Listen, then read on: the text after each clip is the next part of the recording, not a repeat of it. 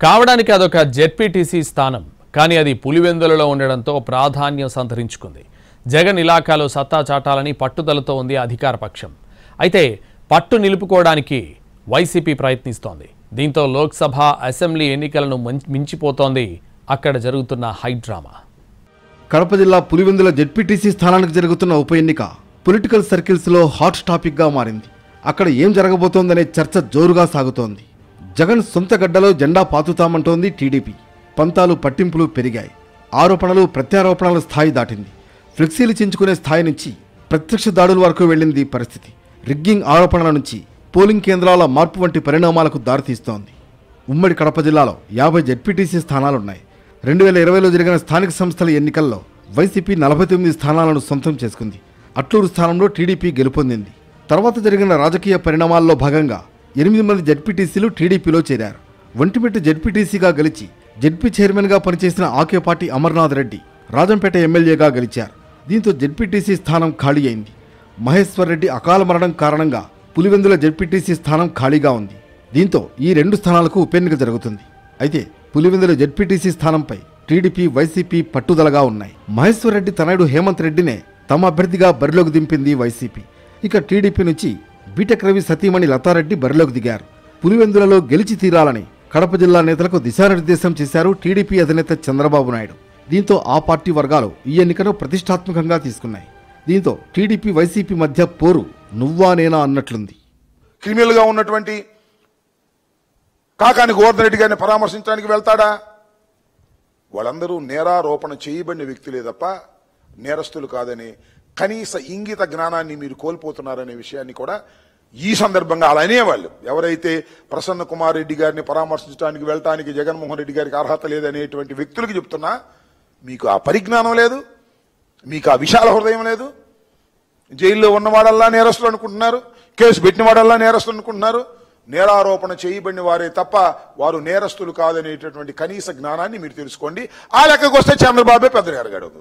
పులివెందులలో 10,000 మంది ఓటర్లు ఉన్నారు. వాళ్లను తమ వైపు తిప్పుకోవడానికి టీడీపీ ప్రయత్నిస్తోంది. పులివెందులలో కనుక గెలిస్తే రాష్ట్రంలో వైసీపీ పట్టు కోల్పోతుందని చెప్పడానికి అదొక సంకేతంలా ఉపయోగపడుతుందన్నది టీడీపీ వ్యూహం. అంతే, పులివెందులలో జగన్పై విజయం సాధించేందుకు ఇదే సరైన సమయం అనే అభిప్రాయం కూడా టీడీపీ నేతల్లో వ్యక్తమవుతోంది. మరోవైపు జగన్ సొంతగడ్డ కావడంతో సిట్టింగ్ జెడ్పీటీసీ స్థానాన్ని గెలిచి పట్టు కోల్పోలేదని నిరూపించుకోవాలనే పట్టుదలతో పనిచేస్తోంది వైసీపీ. దీంతో ప్రతి చిన్న అంశంలోనూ జాగ్రత్తలు తీసుకుంటున్నాయి ఇరు పార్టీలు. ఇటీవల టీడీపీ ఫ్లెక్సీని గుర్తు తెలియని దుండగులు చించి కాల్చివేశారు. పులివెందుల మండలం కొత్తపల్లిలో జరిగిన ఈ ఘటన స్థానికంగా కలకలం రేపింది.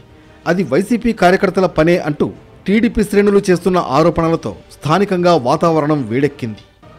4 రోజుల క్రితం వైసీపీ నేతల వాహనంపై టీడీపీ వర్గాలు దాడి చేశాయి. తాజాగా వైసీపీ ఎమ్మెల్సీ రమేష్ యాదవ్తో పాటు ఆ పార్టీ నేత వేముల రాముపై దాడి జరిగింది. దీంతో వేముల రాముతో పాటు ఎమ్మెల్సీ రమేష్ యాదవ్ గాయపడ్డారు. పులివెందుల మండలంలోని నల్లగొండవారిపల్లెలో ఎన్నికల ప్రచారం ముగించుకుని వస్తున్న సమయంలో ఈ ఘటన జరిగింది. టీడీపీ దాడులను నిరసిస్తూ వైసీపీ ఎంపీ అవినాష్ రెడ్డి ఆధ్వర్యంలో నిరసన ర్యాలీ జరిగింది. తన కార్యాలయం వద్ద నుంచి పులివెందుల అర్బన్ స్టేషన్ వరకు ర్యాలీగా వెళ్లారు అవినాష్ రెడ్డి. పులివెందులలో ఉప ఎన్నికలు సజావుగా జరిగేందుకు పోలీసులు సహకరించాలని కోరారు. మరోవైపు దాడి ఘటనకు సంబంధించి 25 మందిపై హత్యాయత్నం కేసు నమోదు చేశారు పోలీసులు. TDP Pulivendula in-charge BTech Ravi తమ్ముడు భరత్ రెడ్డిని నిందితుడిగా చేర్చారు. పులివెందులలో పోలింగ్ కేంద్రాల్ని మార్చడంపైన రచ్చ నడుస్తోంది. రిగ్గింగ్ చేసేందుకే 6 పోలింగ్ కేంద్రాలను మార్చారని వైసీపీ నేతలు ఆరోపిస్తున్నారు. దీనివల్ల ఓటు వేయాలంటే 4 కిలోమీటర్లు ప్రయాణం చేయాల్సి వస్తుందన్నారు వైసీపీ ఎంపీ అవినాష్ రెడ్డి. దాదాపు గతంలో మనం చాలా సందర్భాల్లో చూసి ఉంటాం, పోలింగ్ బూత్స్ షిఫ్ట్ చేయడం అనేది చూస్తూ ఉంటాం. కానీ ఇక్కడ పోలింగ్ బూత్స్ ఎక్కడ ఉండేటివి అక్కడే ఉన్నాయి. ఓటర్లను షిఫ్ట్ చేసేసినారు. దట్టు ఓటర్లను షిఫ్ట్ చేయడంలో ఏమైనా బేస్ ఉందా అంటే బేస్లెస్. ఎటువంటి కారణం లేకుండా నాకు 100 మీటర్ల దూరంలో ఉండే నా పోలింగ్ బూత్ను నేను స్వేచ్ఛగా ఇబ్బంది లేకుండా పోయి నేను ఓటు వేసుకునేవాడిని. ఇప్పుడు నాకు 4 కిలోమీటర్ల దూరంలో నాకు పోలింగ్ బూత్ ఇచ్చారు. నేను వెళ్ళి ఓటు వేయగలనా? ఎర్రబల్లి ఓట్స్ అన్నీ కూడా ఎర్రబల్లి విలేజర్స్కి సంబంధించిన ఓట్లన్నీ కూడా నల్లపురెడ్డిపల్లె గ్రామంలో వచ్చాయి. లాస్ట్ టైం ఎర్రబల్లిలోనే ఓటేశారు. లాస్ట్ ఎలక్షన్స్లో నల్లగొండవారిపల్లెలు వాళ్ళ పోలింగ్ బూత్లోనే ఓటేశారు. కానీ ఈ ఎలక్షన్లో ఓటేయాలంటే వాళ్ళు నల్లపరెడ్డిపల్లెకి 4 కిలోమీటర్స్ ట్రావెల్ చేసి నల్లపరెడ్డిపల్లెకి వెళ్ళాలి. ఏ బేస్తో ఇది చేసినారో అర్థం తెలియదు. కానీ తెలుగుదేశం పార్టీ ఈ ఎలక్షన్లో ఎన్నంటే ఎన్ని abuse of power, misuse of power చేస్తూ ఉంది. పోలింగ్ బూత్ల మార్పుపై వైసీపీ తీవ్ర అభ్యంతరం వ్యక్తం చేసింది. 4,000 మంది ఇతర ప్రాంతాలకు వెళ్లి ఓటు వేయడం సాధ్యం కాదంటోంది. ఈ అంశంపై ఎన్నికల సంఘానికి ఫిర్యాదు చేసింది. ఇటీవల జరిగిన దాడులతో ఓటర్లు భయాందోళన చెందుతున్నారని ఎన్నికల సంఘం దృష్టికి తీసుకువెళ్లింది వైసీపీ ఆరోపణలకు గట్టిగానే బదులిచ్చింది టీడీపీ.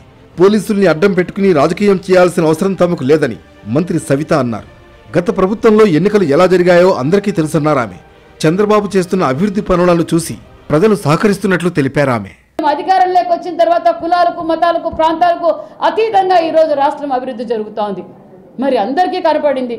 ఈరోజు మేము ఏ గ్రామం, ఏ ఇంటికి పోయినా పెన్షన్ వస్తూ ఉందని చెప్తున్నారు. తల్లి వందనం అందజేశాం, దీపం 2 కింద సిలిండర్లు అందజేశాం. అదేవిధంగా రాష్ట్ర వ్యాప్తంగా అన్నా క్యాంటీన్లు, రోడ్లు కావచ్చు, గ్రామీణ ప్రాంతాల్లో రోడ్లు కావచ్చు, పరిశ్రమలు కావచ్చు. ఈరోజు ఒక పక్క పోలవరం, ఒక పక్క మరి అమరావతి. ఈరోజు సంక్షేమ పథకాలు, బీసీలకు హక్కును చేర్చుకున్న party Telugu Desam party, NDA government అనే విషయం తెలియజేస్తున్నాం. నిన్నటి రోజు కూడా మేము చేనేతలకు పెద్దపీట వేశాం. మరి ఇవన్నీ చూస్తూ వైసీపీ పార్టీకి అర్థం కాక ఈరోజు సేవ్ డెమోక్రసీ అంటున్నారు. వాళ్ళకి సేవ్ డెమోక్రసీ అర్థం కూడా తెలియదు. దయ్యాలు వేదాలు వల్లించినట్లుగా ఉందన్న విషయం కూడా మీకు తెలియజేస్తున్నాం. మేము వాళ్ళు ఎంత డైవర్షన్ పాలిటిక్స్ చేసినా, ఎంత బెదిరించినా, ఎంత రెచ్చగొట్టినా తెలుగుదేశం పార్టీ పులివెందుల్లో గెలవబోతున్నామన్న విషయాన్ని కూడా మీకు అందరికీ తెలియజేస్తున్నాం. మొత్తానికి పులివెందుల జెడ్పీటీసీ స్థానానికి జరుగుతున్న ఉప ఎన్నికలో టీడీపీ, వైసీపీ నువ్వా నేనా అన్నట్లు తలపడుతున్నాయి. మరి వైసీపీ తన పట్టు నిలుపుకుంటుందో లేక టీడీపీ పంతం నెగ్గించుకుని జెండా పాతుతుందో చూడాలి.